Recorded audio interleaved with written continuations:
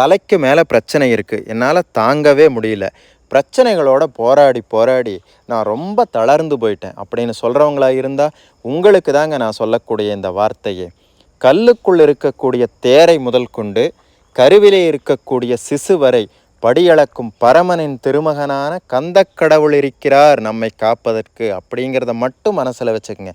என்ன பிரச்சனையாக இருந்தாலும் சரி, எப்பேற்பட்ட பிரச்சனையாக இருந்தாலும் சரி, யாருனால வந்த பிரச்சனையாக இருந்தாலும் சரி, யாராலும் இந்த பிரச்சனையை தீர்த்து வைக்க முடியாதுங்கிற மாதிரி ஒரு பிரச்சனையாக இருந்தாலும் சரி, முருகப்பெருமானால் முடியும். முருகன் நம்முடைய பிரச்சனைகளை தீர்த்து வைத்து நம்மை காப்பார் அப்படிங்கிறதுல எந்தவித சந்தேகமும் கிடையாது. முருகப்பெருமான் முருகன் இருக்கிறான் அப்படிங்கிறத நம்ம மனசில் மட்டும் வச்சுக்கிட்டா போதும். மலை போல் வந்த பிரச்சனையும் நம் முன்னால் பனி போல விலகிவிடும். எப்படி பகலவனை கண்ட பனித்துளி விலகுமோ அதை போல நம் முருகனை கண்டால் பிரச்சனைகள் எல்லாம் ஓடி ஒளிந்து கொள்ளுங்கிறதுல சந்தேகமே